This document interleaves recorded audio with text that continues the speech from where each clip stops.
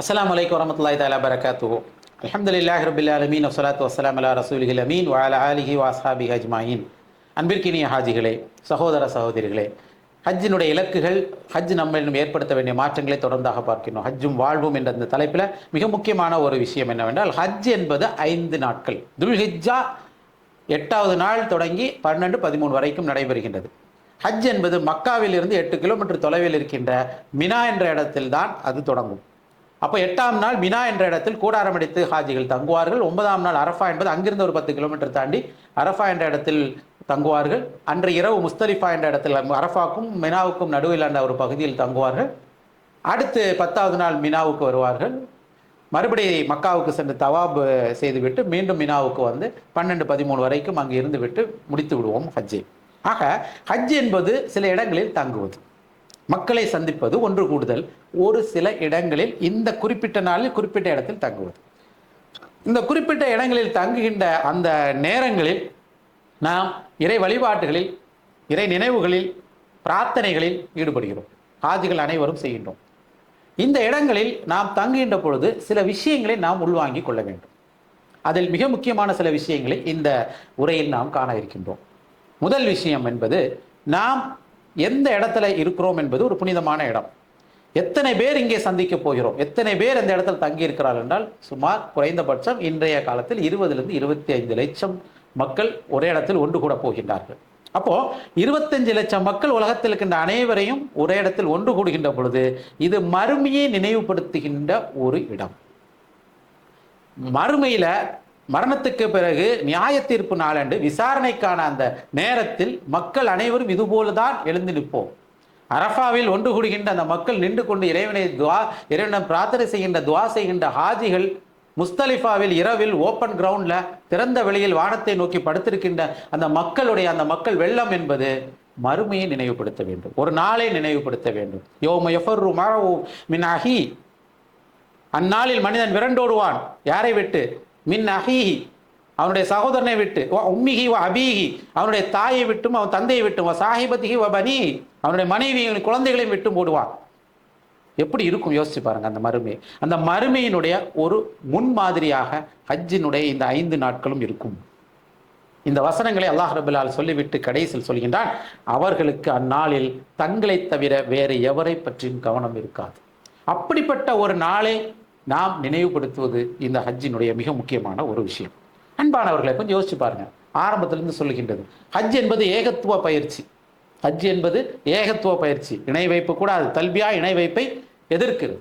அதற்கு மாற்றாக நாம் கொடுக்கின்ற ஒரு விஷயம் இல்லையா? அப்போ ஏகத்துவ பயிற்சி, இறைவன் ஒருவனையே வணங்கின மனித சமூகமும் ஒன்று என்பதற்கான பயிற்சியும் ஹஜ் தான். ரிசால தூதுத்துவத்தினுடைய பயிற்சியும் ஹஜ் தான். இங்கே மறுமையினுடைய பயிற்சியும் ஹஜ் தான். இதை விட ஒரு மறுமை சிந்தனையை ஏற்படுத்துகின்ற வேற நிகழ்வுகள் இல்லை. கபர்களை ஜியாரத் செய்யுங்கள், நீங்கள் மறுமையை நினைவுபடுத்தும் நபி ஸல்லல்லாஹு அலைஹி வஸல்லம் சொன்னார்கள். இங்கே அதை விட முக்கியமானது ஹஜ் என்பது மறுமையை நினைவுபடுத்தும்.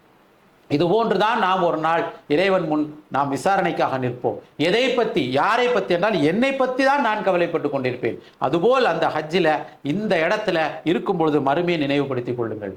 அதிகமாக மறுமையை குறித்தான வசனங்களை படித்து பாருங்கள். இறை நினைவுகளில் மிக முக்கியமான மறுமை சிந்தனை நமக்கு வர வேண்டும். இது ஒரு பகுதி. அதிலும் குறிப்பாக அரஃபாவிலும் முஸ்தலிஃபாவில் இரவு தங்கும் பொழுதும் இது மிக முக்கியமான படிப்பினை ஏற்படுத்துகிறது.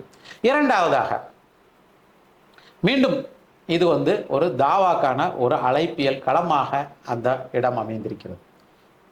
மறுபடியும் நான் சொல்கின்றேன், ஹஜ் என்பதை இப்ராஹிம் அலைஹிஸ்ஸலாத்துடைய வாழ்க்கையினுடன் முடித்து விட முடியாது. அது நபி ஸல்லல்லாஹு அலைஹி வஸல்லத்துடைய வாழ்விலும் தொடர்ந்து இருக்கிறது. நபி ஸல்லல்லாஹு அலைஹி வஸல்லம் அவர்களும் அங்கேதான் பிறந்து வளர்ந்து எல்லா விதமான பணிகளையும் செய்தார்கள். அதையும் நாம் நினைவுக்கு கொண்டு வர வேண்டும். இதே மினாவில் தான், இதே அந்த பள்ளத்தாக்கில் தான் நபி ஸல்லல்லாஹு அலைஹி வஸல்லம் அவர்கள் நபி ஸல்லல்லாஹு அலைஹி வஸல்லம் அவர்களும் சஹாபாக்களும் ஒவ்வொரு மனிதர்களையும் சந்தித்தார்கள். நபி ஸல்லல்லாஹு அலைஹி வஸல்லம் ஆரம்ப காலத்தில் ஹஜ் இருந்துச்சு. எப்படி? அதே சிலைகளை நிர்வாணமாக வணங்கி வந்தார்கள். இதே இடத்தில் அவர்களும் தங்கியிருந்தார்கள். அந்த கூடாரத்தை நோக்கி தட்டுவார்கள். இரவில் சென்று பேசுவார்கள். பல்வேறு விதமான இடங்களிலிருந்து, அரபுலகத்திலிருந்து வந்த மக்களை சந்தித்தார்கள். நான் இறைவனுடைய தூதர், இறைவன் ஒருவன் தான் என்பதை அங்க சொல்றாங்க. எங்க? சிலைகளை வணங்குவதற்காக கிளம்பி வந்த மக்கள்கிட்ட போய் உட்கார்ந்து சொல்லிட்டு இருந்தாங்க. அந்த அழைப்பினுடைய அடுத்த இடம் எங்கேதான்? மினா மினாதான், அதாவது அக்கபா என்று சொல்லப்படுகின்ற அந்த பள்ளத்தாக்கு தான். ஹஜ்ஜி கூடாரங்களில் தான் இஸ்லாத்தினுடைய அழைப்பு ஏற்பட்டுச்சு. மிக முக்கியமான ஒரு மாற்றமும் அங்கிருந்து தான் தொடங்கியது. ஹிஜ்ரத்தினுடைய அடித்தளம் இடப்பட்ட இடமும் அதே மினாதான். நபி ஸல்லல்லாஹு அலைஹி வஸல்லத்தினுடைய மக்கா வாழ்க்கையின் கடைசி பகுதியில் என்ன பண்ணாங்க, மதினாவிலிருந்து வந்த மக்கள் அங்கே சந்திக்கிறாங்க. ஒவ்வொரு சமூகமும் ஏற்றுக்கொள்ள தயங்கம் காட்டும் பொழுது மதினத்திலிருந்து வந்த இன்றைய அன்சாரி சஹாபாக்கள் என்று சொல்கின்ற அந்த நபித்தோழர்கள் தான், அந்த மனிதர்கள் தான் ஏற்றுக்கொண்டார்கள். முதலில் ஒரு உடன்படிக்கை ஏற்படுகிறது, அக்கபா உடன்படிக்கை 1. அதில் சில பேர் இஸ்லாத்தை ஏற்றுக்கொண்டார்கள். நபி ஸல்லல்லாஹு அலைஹி வஸல்லம் உடன்படிக்கையை மேற்கொண்டார்கள். அங்கே மதினாவுக்கு முஸஅப் இப்னு உமைர் ரலியல்லாஹு அவர்களை தூதராக அனுப்பினார்கள். நபி ஸல்லல்லாஹு அலைஹி வஸல்லம் அவர்கள் இஸ்லாத்தை பிரச்சாரம் செய்தார்கள். அடுத்த ஆண்டு அது 70க்கும் மேற்பட்ட சஹாபாக்களாக வந்து 2வது அக்கபா உடன்படிக்கையை மேற்கொள்ளப்பட்டது. இரண்டும் அதே இடத்தில் தான், நாம் எங்கே ஹஜ்ஜில் தங்குறோமோ அதே இடத்தில் தான் அது நடைபெற்றது. இந்த இடத்தில் தான் இஸ்லாமிய ஆட்சி அதிகாரத்தினுடைய மறுமலர்ச்சியினுடைய முதல் அழைப்பு கேந்திரமாகவும் அது நடந்தது. அதனுடைய முதல் விதை அங்கேதான் விதைக்கப்பட்டது. அதற்கு பிறகு நபி ஸல்லல்லாஹு அலைஹி வஸல்லம் அவர்கள் மக்காவிலிருந்து மதீனாவுக்கு ஹிஜ்ரத் செய்தார்கள். அதற்கு பிறகு மிகப்பெரிய ஒரு அதிகாரத்தை பெற்றார்கள். இஸ்லாம் முழுமை பெற்றது என்பது வரலாறு. ஆக அக்கபாவில் இருக்கும் பொழுது, ஜம்ராத்தில் இருக்கும் பொழுது, மினாவில் தங்கும் பொழுது இதையும் நாம் நினைவுபடுத்த வேண்டும். இது அழைப்பின் நிலம். இங்கிருந்து தான் இஸ்லாத்தினுடைய அடுத்த கட்டம் முன்னேற்றம் ஏற்பட்டது. நாமும் இதை நினைவுபடுத்தி நம் வாழ்க்கையிலும் அதனை செயல்படுத்துவதற்கு முயற்சி செய்வோமாக.